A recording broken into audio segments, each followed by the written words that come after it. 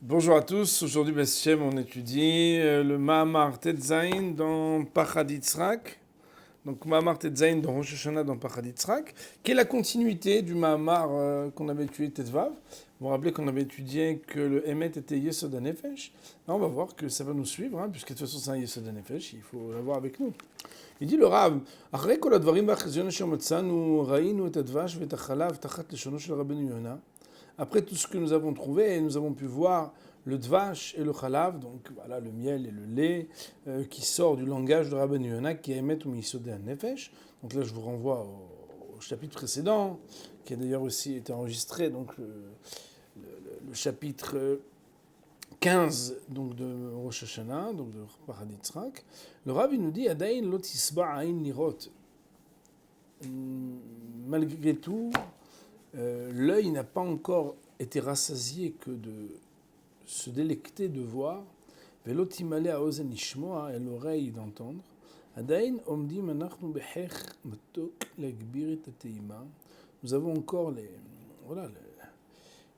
palais doux de faire grandir le fait de goûter, mitsouf difsho, de ce qui est de meilleur dans le miel, shel Mahamar Rabbeinu Yonah ben Achi Benoah. En deux mots, introduction pour dire, ceux qui n'étaient pas là la semaine dernière, dommage pour eux, parce que c'est un peu la suite, et on va approfondir le sujet de ce qui s'appelle le Emet. Et là, très intéressant, puisque on est dans Rosh Hashanah, le Rav nous dit, Yine bechol moada kodesh nitiachda bakasha le madriga mitit ba'avodat Hashem. Dans toutes les fêtes de la Torah, il y a quelque chose de singulier dans le fait de demander d'être quelqu'un de Emet, l'authenticité. Mais d'ailleurs c'est comme ça qu'on s'exprime, et purifie notre cœur, qu'on puisse te servir avec vérité. Vous connaissez, puisqu'il y a la chanson qui dit en fait, c'est tiré de la bénédiction qu'on dit à chaque fête. Mais d'ailleurs, d'habitude, quand on dit V'ter libenu l'ovdecha bemet, on ne donne pas de justification. D'ailleurs, a priori, il n'y a même pas besoin de justifier quand on dit Ter libenu l'ovdecha bemet. Purifie nos cœurs d'être des serviteurs qui sont en ton service avec authenticité. L'authenticité, a priori, et pourquoi faudrait-il être authentique ? Pas besoin de le dire. C'est tout à fait normal et naturel. Sauf que, omnam kasha otat fila atzma ne'emeret beyamim anoraim, seulement lorsque cette même prière, on la dit, on l'énonce, on la demande, les yamim noraim, alors là c'est différent. Beroshna yom kippurim, ari nemerem mitor tosavet asbara b'derem tiatam. On vient dire veter libenu l'ovdecha behemet, mais attention, là on justifie pourquoi on demande à Hachem de nous aider à avoir le Emet. Pourquoi ? Kacha nous omrim, veter libenu l'ovdecha behemet, ki ata Elohim Emet, qui est Hachem Elohim Emet. Car toi, tu es Hachem Elohim Emet. Ouais. Donc en fait, c'est comme si, à Rosh Hashanah, on vient de dire pourquoi, soudainement, on a besoin, on trouve la nécessité de justifier qu'on aimerait des gens Emet, car toi, tu es Elohim Emet. C'est comme ça qu'on demande de recevoir à Rosh Hashanah. D'ailleurs, à Yom Kippourim, on rajoute encore un autre truc. Quand on vient justifier ou spécifier pourquoi on demande ça, on demande le Emet et on dit car tu es celui qui pardonne à Israël et qui efface les fautes des descendants, donc voilà, des tribus de Yeshurun. Et il dit le Rav. Alors nous, on ne va pas s'occuper de Kippour, parce qu'on est occupé dans le livre de Rosh Hashanah. Kevan shanachnu asukim kan megdushat hayom shel Rosh Hashanah vared dvareinu bekan soyim bolchim anitiat tam shel Rosh Hashanah. Puisqu'on est occupé autour de tout ce qui est de Rosh Hashanah, il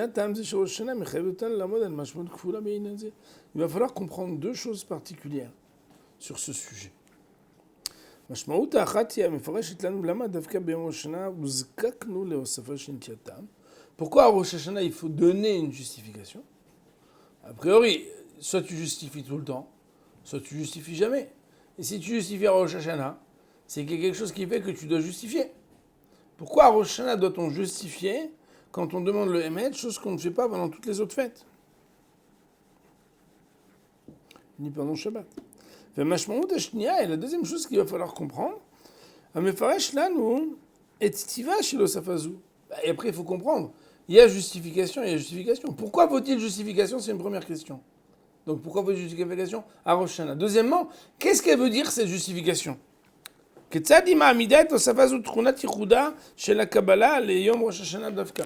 train de dire voilà, Kata Hashem Elohim Emet.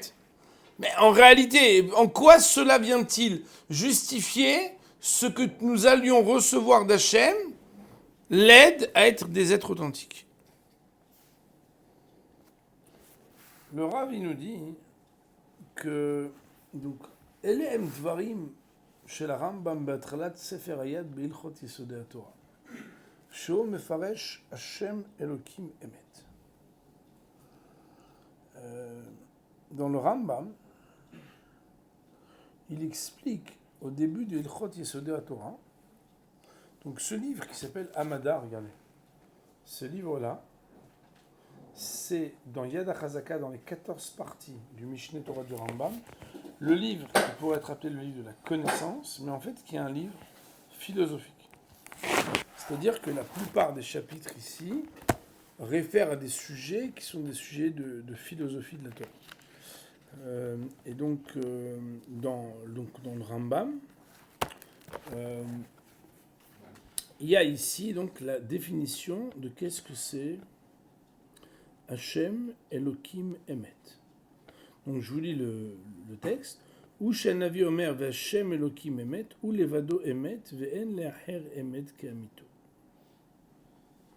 Donc Hashem, c'est le seul qui est Emet. Il n'y a personne d'autre qui est Emet comme lui. Et le Rav nous dit ici, Shakavanai Shakol Tloim Alav, c'est que tous sont dépendants de Hashem. Ve'en Taloui Alehem, mais lui n'est pas dépendant des autres. Et ici, on m'a posé une question qui est très élémentaire. Est-ce que c'est ça la vérité et l'authenticité? En quoi l'indépendance définit-elle le Emet?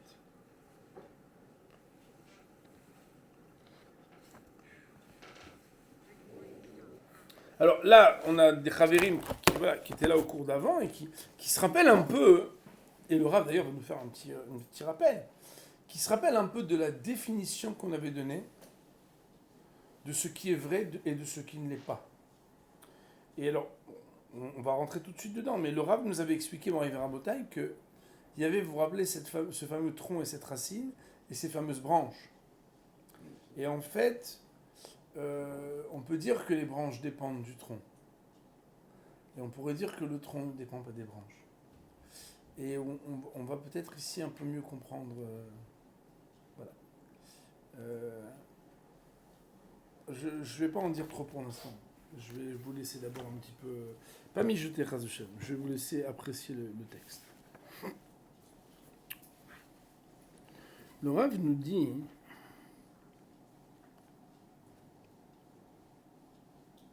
Allo bibshuto, voilà que simplement nous aurions pu dire Niré chez Tronazu, chez le Betitlut, Mishtayechet, les Tronat Koliachol. On aurait pu se dire c'est quoi indépendant? Hachem est indépendant parce qu'il est omnipotent. Il ne dépend pas de notre volonté à nous. Mais en quoi cela qualifie la vérité de Akadosh Baruch Hu? Omnam, cependant, Shuvanu Chosri Mikan le Mamorosh Rabbeinu Shishrish Banu Kiemet Imisoda Nefesh. Cependant, donc, on revient à la définition de ce qu'il avait dit Rabbeinu Yonah, que le Emet, il fait partie des fondements de l'âme. Et dans le chapitre précédent, qu'est-ce qu'on avait vu? C'est quoi le Nefesh? C'est Dmut et Tselem. Vous vous rappelez? C'est-à-dire, en quoi est-ce que mon Dmut et mon Tselem sont mes shakfim, laissent paraître quelque chose de l'origine? Watamavane emanut la mekor. Une image, une représentation est qualifiable par rapport à combien elle est en phase avec l'origine de ce qu'elle représente.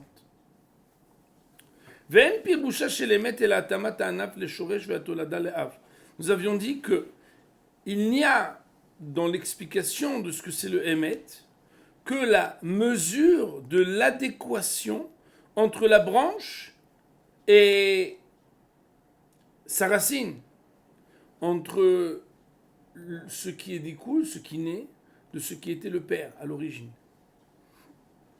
Il faut regarder là-bas ceux qui ne se rappellent pas.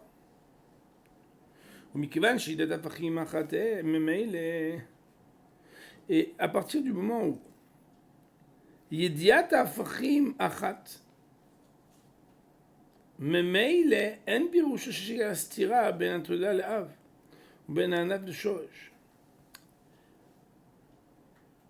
Étant donné que le fait de confronter une branche qui n'est pas exactement en phase avec son tronc, un descendant qui n'est pas exactement en phase avec son ancêtre,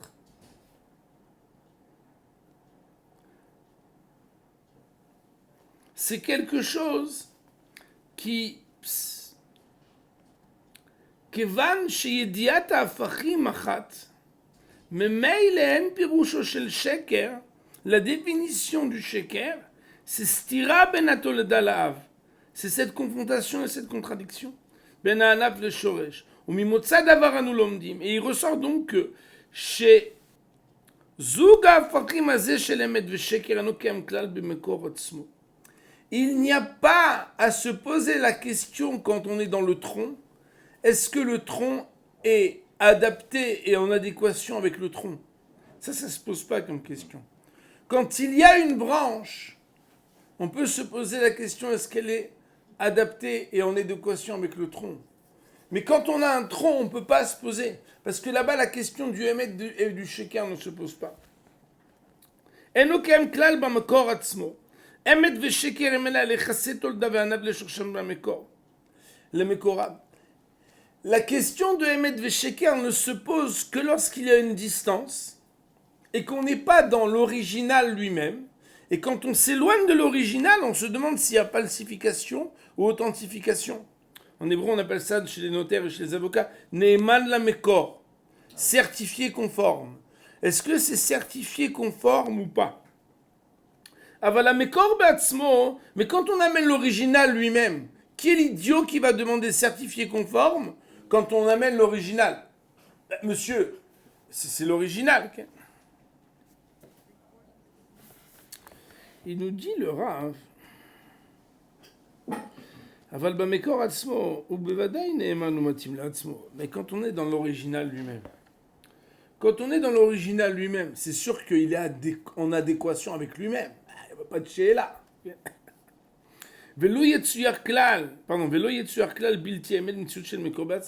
Et on ne peut pas parler de non authentifié quand on parle de l'original lui-même. Il n'y a pas d'authentification de conforme, certifié conforme d'un original. En kazé davar.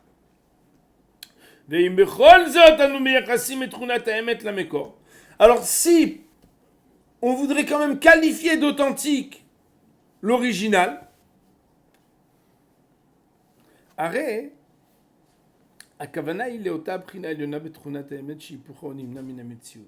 La seule chose qu'on peut dire pour qualifier l'original, c'est que, à part de l'authentique, il n'y a rien de possible. Autrement dit, dès que tu te sépares de l'original, tu peux parler éventuellement de questions, est-ce que c'est ou non Emet, alors que quand on est dans l'original, la seule chose dont on peut parler, c'est Emet, et le Sheker n'est pas possible. C'est pas que le Emet est possible aussi, c'est que le Sheker n'est pas possible.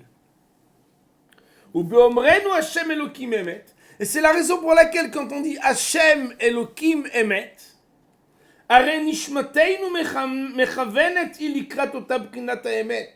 Notre âme doit être prise d'avoir comme intention lorsque nous prononçons ces mots, Sheipura onimna min hametziut, que quand on parle d'Akadosh Baruch Hu qui est Mekor Hakol, qui est Tzureinu, Tzur Chayenu, qui est l'origine de tout, étant donné qu'il est l'origine, dans son original d'origine, dans l'originel, dans celui qui est le premier de tous, la référence de tous,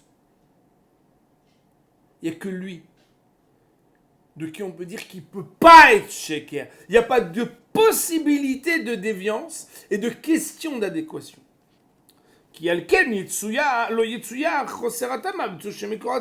Car comme on l'a dit, on ne peut pas parler de non-adaptation et de non-adéquation à celui qui est la référence. Parce que conforme à quoi? C'est lui la conformité. Conforme à quoi? Il est la forme. Il n'est pas conforme. C'est lui la forme d'origine. C'est ça que le Rambam veut expliquer. C'est quoi la midat ha'emet d'Akadosh Baruch Hu? Akol talui alav. Tout est dépendant dans le sens suspendu, dans le sens à essayer de lui ressembler. C'est que lui, il est l'origine, la première référence. La reine Hashem Elokim Emet. C'est ça quand on dit que Hashem Elokim Emet. Il nous dit le Rav, Ma'amarosh le Rabbeinu Yonah qui Emet Imison Nefesh Moral Ano. Il dit donc dans le chapitre d'Alet, le Rav, que ce que Rabbeinu Yonah il a dit que le Emet c'est Misuda Nefesh Moral Ano nous enseigne qui Efshar la Lemidat Emet Shete Niskeret Bishne Sugem Abad. On peut regarder, observer, vérifier le Emet de deux regards. On peut dire il y a une qualité parmi tant d'autres qui s'appelle le Emet. T'es Emet ou t'es pas Emet? Mais la deuxième chose, la deuxième manière de regarder le Emet,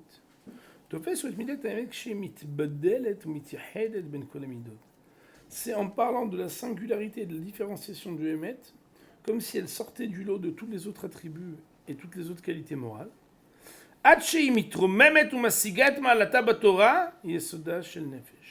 Au point qu'elle culmine, qu'elle saisit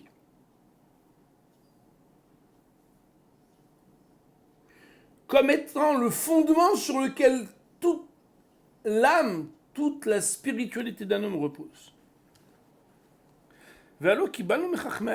Et nos sages nous disent dans la Kabbalah, שתנועת הנפש ותנועת הזמן סובבים הם על קווים מקבילים. C'est que l'âme, dans son mouvement, et le temps dans son mouvement ont des mouvements qui sont parallèles.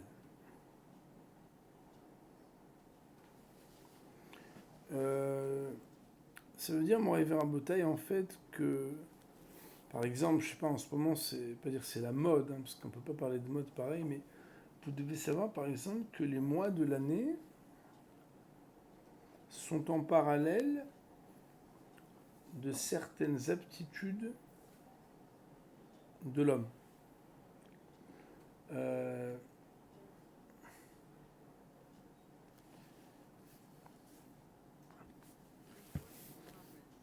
Il dit le Rav, Iné, Gam Chiluk Hamekomot Shel Midat Haemet Benefesh. Aussi, la différence des lieux du Emet dans l'âme, Yeshlo Kenegdo Chiluk Mekomot Bemetziuto Shel Zerem Hazman. On pourrait dire que de la même manière qu'il peut y avoir du Emet dans différentes parties de la spiritualité d'un homme, donc dans le nefesh, dans l'âme d'un homme, de la même manière, dans le temps, il y a une répartition du émet différente en fonction du temps de l'année. Si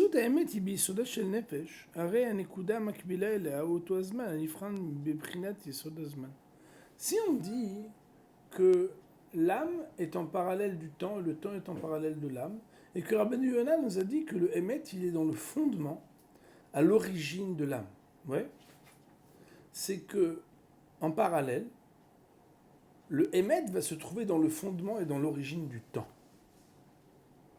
Si on se posait la question, quel est le temps qui est l'origine du temps, tout le monde comprend que Rosh Hashanah est le premier temps. Nous allons y arriver.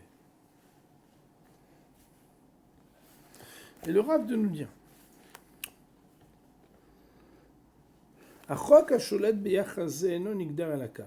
si on essaie de comprendre comment la règle qui régit à ce sujet-là doit être énoncée, il faut la dire comme ça.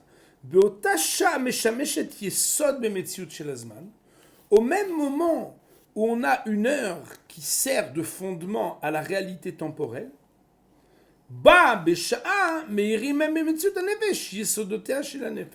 de la même manière, à ce moment-là, vont être éclairants, vont donner de la lumière dans la réalité de l'homme, les fondements de ce qui s'appelle l'âme. Puisque le fondement du temps va éclairer le fondement de l'âme. C'est-à-dire, Moraï Verabotai, que on pourrait dire que le tronc d'origine au niveau temporel, il nourrit le tronc d'origine au niveau de l'âme, puisqu'on a dit qu'il y a un parallèle entre l'âme et le déroulement, le développement du temps. Ou meata. Et à partir de là, voici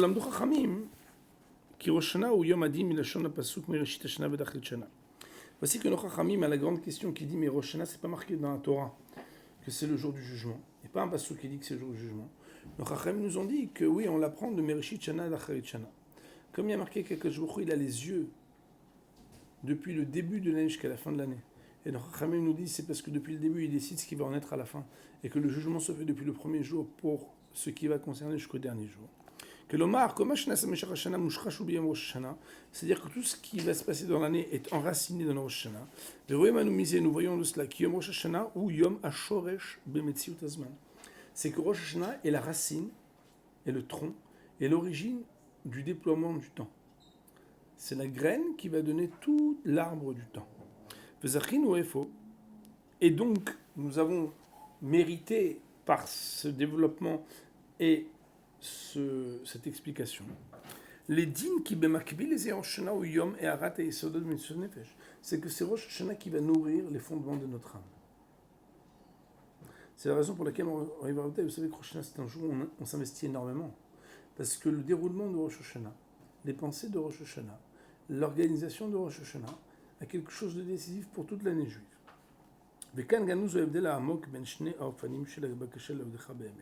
c'est là qu'on va commencer déjà à répondre d'une première réponse à une des questions qu'on avait posées. Pourquoi est-ce que c'est à Rosh Hashanah qu'on dit l'Avdecha Be'emet d'une autre manière en disant Kiata Elokim Emet? Pourquoi?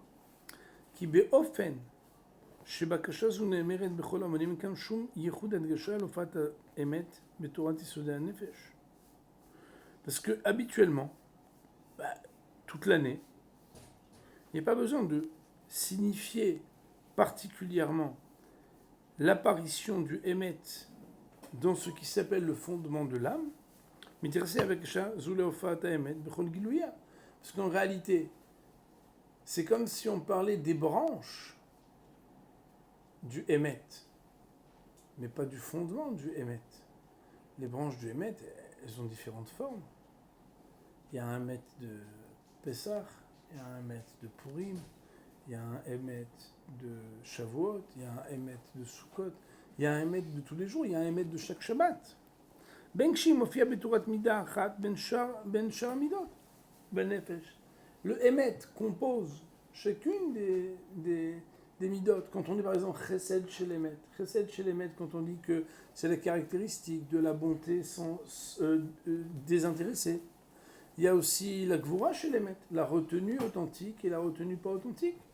Des fois, moi, je vois des gens qui se retiennent de parler alors qu'il faudrait qu'ils parlent. C'est pas Emet, c'est pas équilibré parce qu'après la personne peut imaginer, ça lui fait du mal. Elle attend une réponse, elle attend un mot d'encouragement, etc.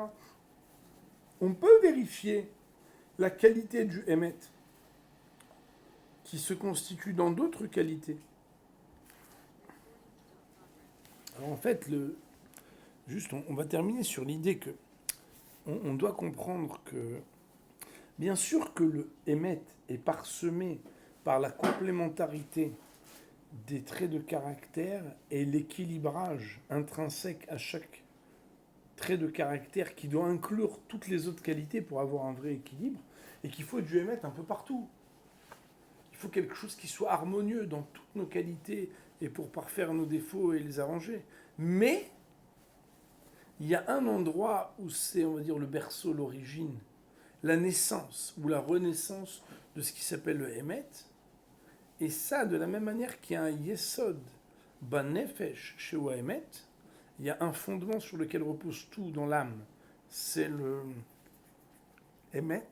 De la même manière, il y a un moment sur lequel toute l'année repose, qui s'appelle Rosh Hashanah, qui se célèbre et qui se mentionne différemment lorsqu'on invoque le sujet du Emet, le jour qui est l'anniversaire de la renaissance du fondement temporel du Emet, qui s'appelle Rosh Hashanah. On reprendra Be'ezrat Hashem la semaine prochaine, on va dire Baruch Nei Le'olam, Amen.